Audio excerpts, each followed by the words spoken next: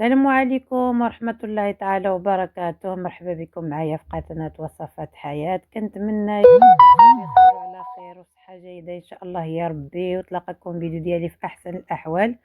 اليوم إن شاء الله غادي نشارك معكم واحد الفيديو، المملحات علاش نحتفظوا بهم إن شاء الله، الطريقة ديال الاحتفاظ في المجمد وبالحشوات مختلفة. وغادي نحضروا 3 تشكيلات: البسطيلات والسيجار والبريوات. والحشوات ساهلين واقتصاديين كما كتشوفوا. دابا كلشي غالي. غنشاركوا معكم واحد الحشوات غزلان، 2 الحشوات غادي نعمروا بهم المملحات ديالنا. وكنتمنى يعجبكم الفيديو ديالي، وخليكم معايا في طريقة التحضير والمقادير وتفرجوا معايا الطريقة حتى الاخر.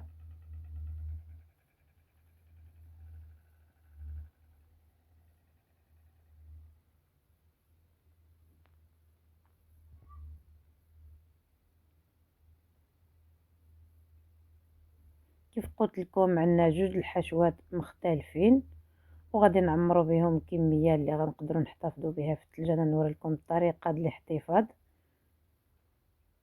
وغادي نبداو على بركه الله بالتحضير ديال الحشوه الاولى. عندي هنايا 2 بصلات كبارين مشلضين، عندي هنايا العطريه، الخرقوم، الثوم، الابزار، العطريه الشاورما، عندي الصوجه، الجبن محكوك، المعدنوس، عندي الشعريه دراوز مرقده في المطايب، وعندي 2 صدور الدجاج، كيلو صدر الدجاج غنطحنو في الهاشوار. غادي نجيب واحد المقله وغادي نعدل فيها ديك البصل اللي كما قلت لكم 2 البصلات. انا نعاود معكم مقادير وحنايا كنحضروا الحشوه.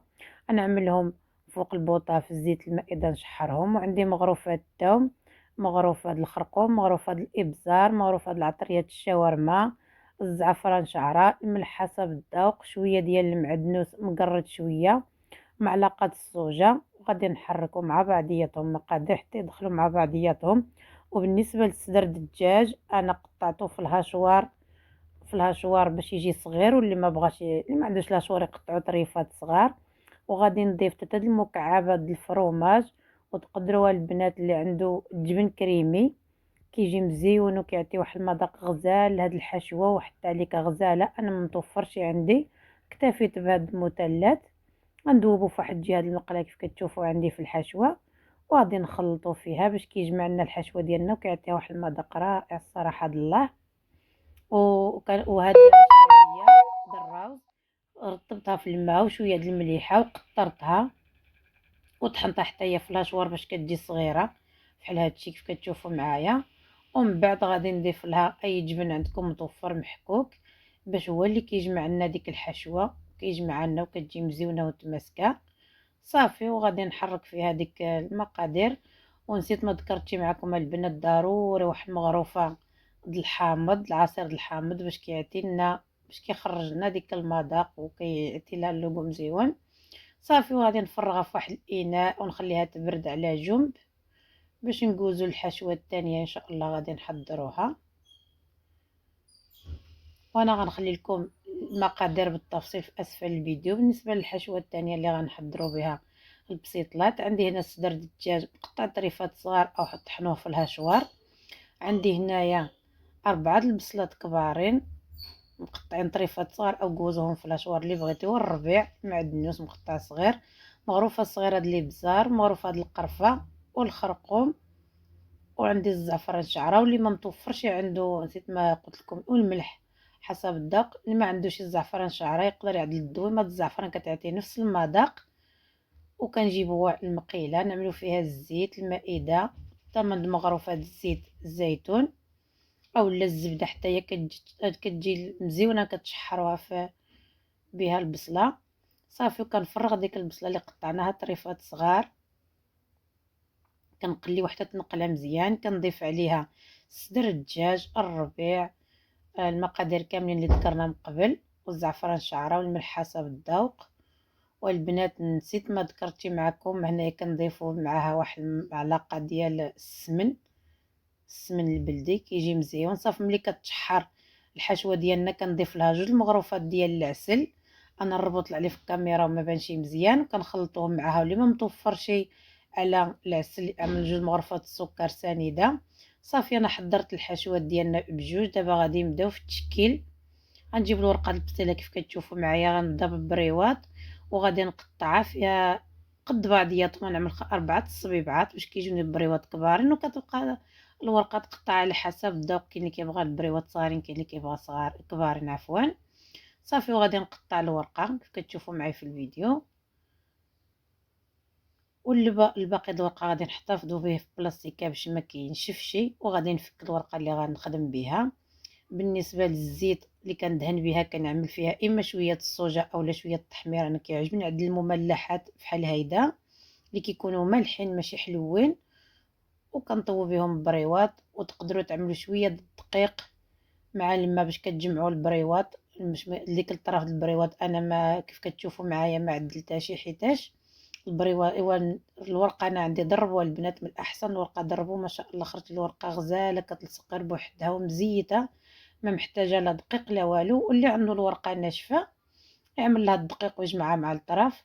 صافي دابا غادي نعمل باش عدلت معكم بريوات. دابا غادي نقطع الورقه على 4، كنطويها على جوج ونقطع على 4. نحيد هذيك الحاشيه اللي ناشفه باش كيجيو السيجارات مزيونين، وغادي نعمل بهم السيجار. صافي غنقسمها هذا على 4 كيف كتشوفوا في الفيديو. كنفكها كامله مع بعضياتها وكنعملها في بلاستيكه باش كتسهل عليا الخدمه. كيف قلت لكم من الاحسن تكون ضربوا هاد الورقه ما شاء الله غزاله، ما كنحتاج نلصقها لا بالبيض لا بالدقيق. صافي كنعدلوا الحشوه، كنوزعوا الحشوه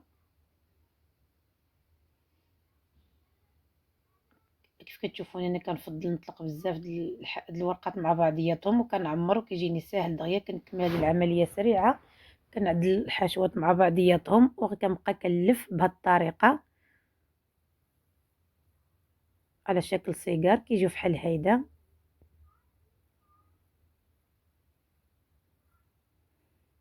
صافي وهادو البريوات ديالنا وهادو السيجارات اللي عملت بنفس الحشوه هذيك وعملت منهم جوج تشكيلات. دابا غادي نرجعوا للحشوه الثانيه، وكنقطع الورقه بنفس الطريقه اللي قطعت السيجاره، نقطعها على 4 وكنحيد لها دائما ديك الجناب اللي كيكونوا ناشفين، وغنفتحها كامله ونعدلها في بلاستيكه باش كتسهل عليا الخدمه. كيف كتشوفوا معي دهنتها بالزيت. وغادي نجيب واحد المول كيبقى على حسب واش قداش بغيتيو تعملوا البسيطله ديالكم. وعندي هنايا اللوز والقرفه والسكر سنيده وشويه د الزهر شويه د الزبده، وطحنتهم مع بعضياتهم وكنضيفهم.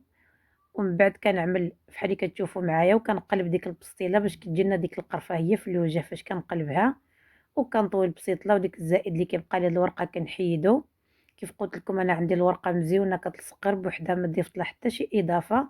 واللي عنده الورقه ناشفه يعمل شويه الدقيق مع الماء يخلطهم ويلصق بهم الوريقات وما كيتخسروا ما والو، كيبقاو هما هذوك. بالنسبه كنعدلهم في الفران. صافي كيف كتشوفوا معايا كنبقى بنفس الطميره حتى بنفس الطريقه عفوا حتى كنكمل المقادير اللي عندي كاملين. صافي وبالنسبه للتزيين كيبقى اختياري انا. هادو النص غادي نعمل ديك الورقه اللي كتبقى لنا الطرف قطعتها طريفات صغار وعملت شويه ديال البيض ودهنته وعدلتها من الفوق. بالنسبه للمبتدئين هذه كتجي الطريقه مزيونه ما كيتهرسولهمش البسطيلات. والنص اخر غادي نخليه فاش كنطيبو كنزينو باللوز وبالقرفه والسكر الطريقه العاديه كيف كتشوفوا معايا. انا ما غنطيبهمش، غنحتفظ بهم في المجمد حتى نحتاجهم وغادي نطيبهم. الطريقه ديال الاحتفاظ بالنسبه فاش كتجبدوهم من المجمد ما كتخليوهمش يفسخوا من الثلج، ديريكت كيكون الفران مسخن كدهنوهم بالزيت او البيضات كتدخلوهم الفران وكيجيو يا سلام. ودابا انا كنستفهم كيف كتشوفوا معايا على الورق طاهي وكنعدلهم بحال هيدا وغادي ندخلهم للمجمد يجمدوا. هيدا على هاد الطريقه بحال اللي غنطيبوهم في الفران. غندخلهم في السواني نغطيهم بالميكا بلاستيكات الغذائيه وندخلهم المجمد يجمدوا.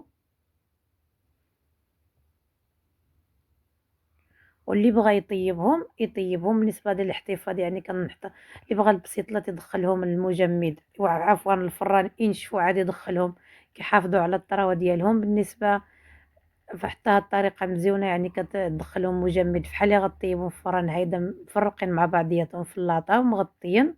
حتى كيجمدوا.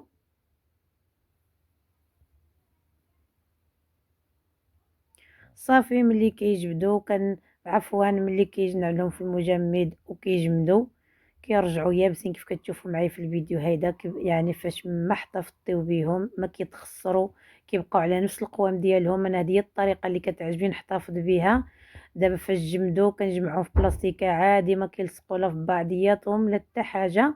وبنفس الطريقه للسيجار البسطيله، وفاش كنبغيهم كنجبرهم ساهلين كنخرجهم ديريكت الفران سخون، كندهنو شويه د الزويته وكنطيبهم وبالصحة والراحة وكيجيو مزيونين. وكنتمنى يعجبكم الفيديو ديالي، وإلا عجبكم ما تنسونيش باللايك والاشتراك وبارطاجيوه للبنات، وقولوا لي الرأي ديالكم في التعليق. الى فيديو اخر ان شاء الله، وخليت لكم